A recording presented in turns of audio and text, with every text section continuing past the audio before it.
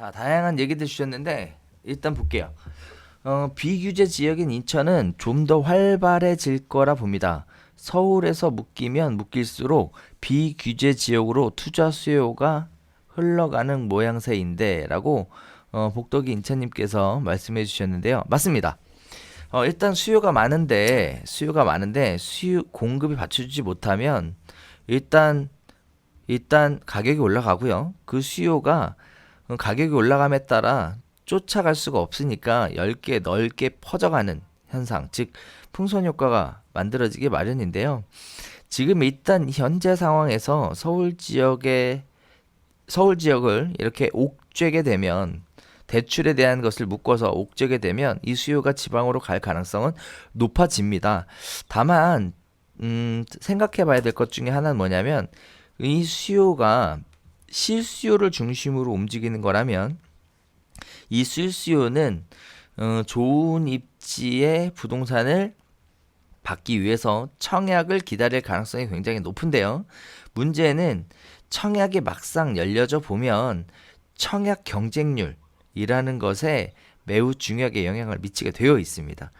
청약 경쟁률이 어떻게 발표되느냐에 따라 실수요자들이 동요하고요. 투자자들이 움직이게 될 것 같은데 이게 조금 이따가 정리해서 말씀드리겠지만 지금 저희가 개인적으로 보고 있는 시장은 그래서 결국 첫 번째 분양하는 단지의 청약 경쟁률이 얼마냐, 청약 가점이 몇 점 나오느냐 에 따라서 이 수요가 어느 쪽으로 움직일 건지 향방이 결정이 될 거라고 보여집니다. 그래서 투자 수요는 어차피 청약시장으로 들어갈 수 없으니까 투자 수요는 어쩔 수 없이 비규제 지역인 인천 쪽으로도 충분히 갈 가능성이 있다라고 보여집니다.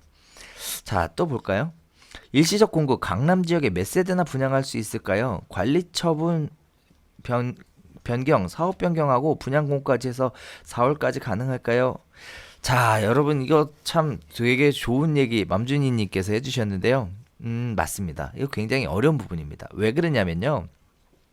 분양가 심의를 통과를 해야 돼요. 문제는 자, 일단 조합 입장에서는 높은 분양가를 받고 싶겠죠. 그런데 이제 HG에서 분양가를 찍어 누를 거란 말이에요. 그러면 울며 겨자 먹기로 4월까지 무조건 입주자 모집 공고를 해야 되기 때문에 4월까지 무조건 분양을 해야 된다. 따라서 분양 자체는 4월까지 기간을 맞출 겁니다. 그렇게 안 하면 힘들어지니까요.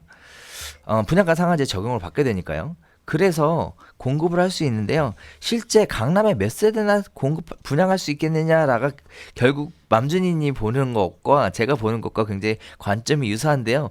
조금 있다가 Q&A 시간에 그 얘기가 나옵니다. 그래서 그때 구체적으로 다시 한번 이야기해 보도록 할게요. 자, 다음에 인천이 그런 지역 1순위 아니라도 영향은 상당히 있겠네요. 다만 인천이 지금까지 외주 수요가 몰리던 상황이었고 팔려는 분들이 관망세로 돌아선 만큼 거래량이 갑자기 많아진 것 같진 않습니다. 맞습니다. 자, 이 부분 자체도 여러 가지 형태로 보실 수 있겠는데요. 일단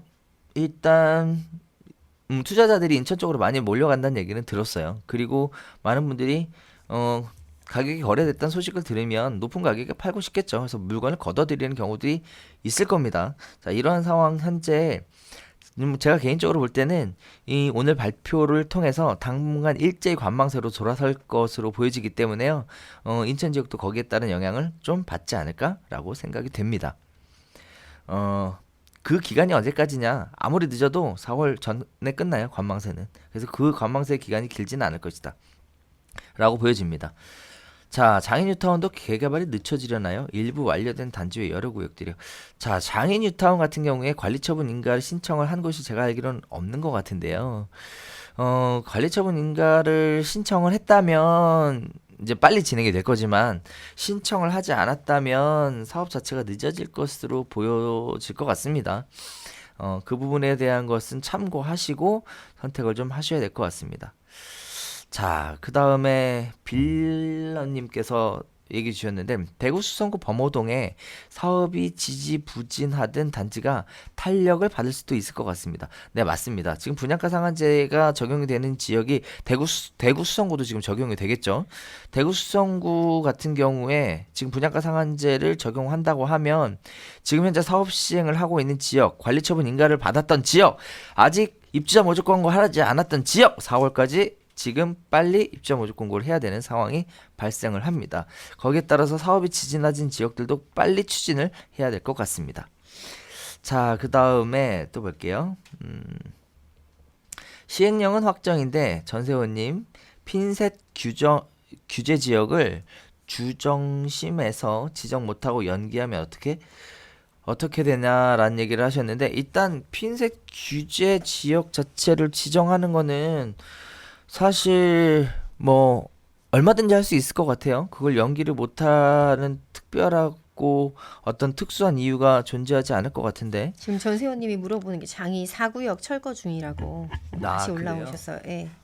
장애살구역 네. 철거 중이면 관리처분 인가를 받은 거예요. 관리처분 인가를 받았기 때문에 올 4월까지 무조건 사업 추진해야 됩니다. 네. 조합원들이 똘똘 마음을 모으시면 충분히 가능하지 않을까 싶습니다. 네.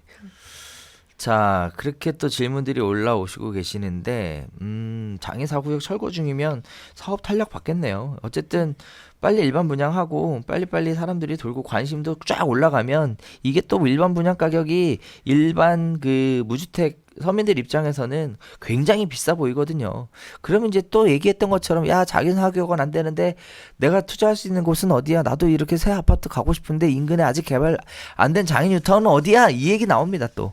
그러면서 이제 또 주변 지역으로 네, 주변 지역으로 확산되는 거예요. 그렇게 해서 재건축이 확산됐다고 얘기하는데 지금 정부에서는 그 얘기 쏙 빼고 얘기를 하는 거죠, 지금.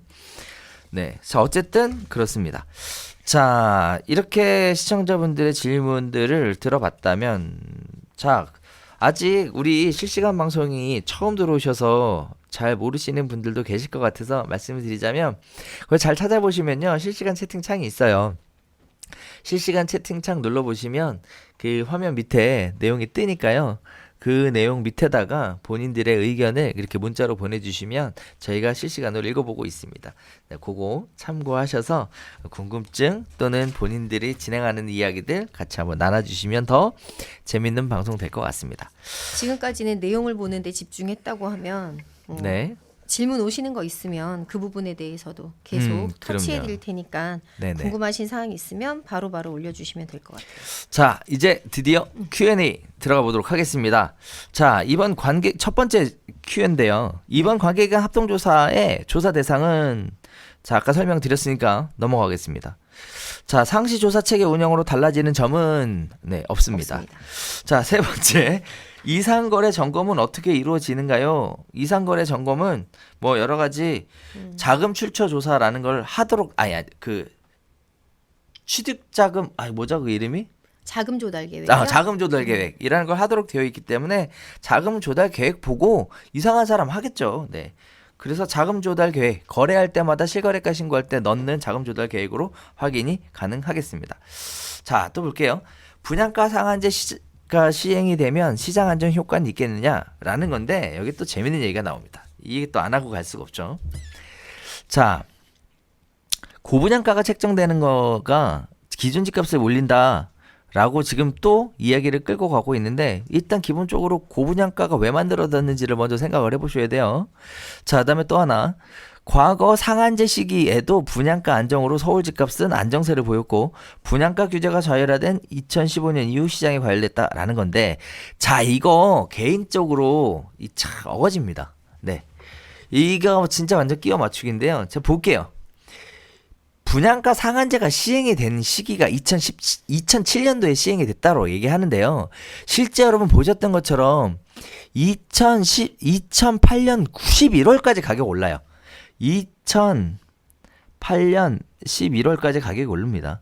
왜냐면 2008년 9월달에 금융위기 터지거든요. 이 결과가 무슨 뜻이냐면 분양가 상한제 시행이 돼도 가격 못 잡는다고 그 얘기를 하는 건데, 여기는 분양가 안정으로 서울 집값은 안정세를 보였다라는 얘기를 하는 건데요. 2008년 11월 달에 금융위기 터지고요. 2013년까지 회복을 못해요. 이게 뭐 분양가 상한제를 시행을 했기 때문에 가격이 안정세를 띈 게 아니고요. 2008년 9월달 금융위기가 발생하고 이후부터 대외적인 변수에 의해 부동산 시장도 크게 영향을 받아서 결국은 뭐가 됐다? 가격이 안정화가 억지로 된 거지 분양가 시행 상한제 시행의 영향이 안정이 아닙니다. 아니고 침체라고 봐야죠. 그렇죠. 침체죠. 네. 네. 이거 되게 잘못 보고 네. 있는 거예요. 2015년 이후에 시장이 관리됐다? 아니 그럼 침체가 5년 이상 됐으면 2013년 3월 달부터 가격이 올라가야죠. 또 하나 있어요. 또 그러면 하나. 왜 분양가 규제를 자율화시켰어요? 네. 그냥 두지. 또 뭐가 있었냐면 이때 고 침체기에 정권이 너무 시끄러웠어요. 정권은 이번 정권이 들어오면서 많이 안정됐기 때문에 당연히 안정을 찾고 나서 부동산으로 자금이 흘러가는 거지 어떻게 될지 모르시는 분들은 달러 많이 들고 계시고 다 현금으로 들고 계시잖아요. 그것들이 정리된 이후 시점에 당연히 오를 수밖에 없지 않았나라고 생각이 돼요. 저는. 그렇습니다. 자, 그래서 이제 정리를 해보면 그렇습니다. 뭐 분양가 상한제 시행으로 인해서 시장의 안정 효과는 있겠냐라고 보면요. 일단 객관적으로 점검을 해봐야 되는데 시장 안정 효과라는 게 결국은 아까 우리 처음에 얘기했듯이 직접적인 규제, 강력하고 직접적인 규제를 통해서 안정화시키겠다라는 의지의 표현인데요. 일단 문제는 뭐냐면 시장 자체가 실제 안정화가 되려면요. 수요하고 공급이 맞아떨어져 줘야 되는 거거든요. 그래서 분양가 상한제 시행이 시장을 안정화시켰다라고 보기는 어렵고요. 어렵습니다. 이거 여러 전문가들이 분양가 상한제를 시행하면 오히려 공급 물량이 줄어서 사업 시행을 안 하고 공급 물량이 줄으면 수요를 받쳐주지 못하는 게 가격을 더 끌어올린다고 그렇게 얘기를 많이 했죠. 자, 결국 분양가 상한제 시행이 시장에 안정 효과를 주지 않습니다. 주지 않는데 다만 우리 좀 이따 얘기 나눌 건데요. 이게 분양가 상한제의 영향이라고 봐야 될지 아닐지 이건 좀 봐야 되겠지만 어쨌든 분양가 상한제 시행을 하면서 재건축 재개발에 유예기간 줬단 말이죠. 결국 그 유예기간이 결국 중요한 변수이기 때문에요. 분양가 상한제 기간에 유예기간을 분양가 상한제의 영향으로 봐야 되는지 아닌지는 참 말은 못 고립니다. 이거 중간에 껴서 제가 모르겠습니다. 네, 전 개인적으로는 분양가 상한제 시행 자체가 부동산 시장의 장기적인 관점에서 전혀 긍정적이지 않다라는 것에 과감하게 한 표 던지겠습니다.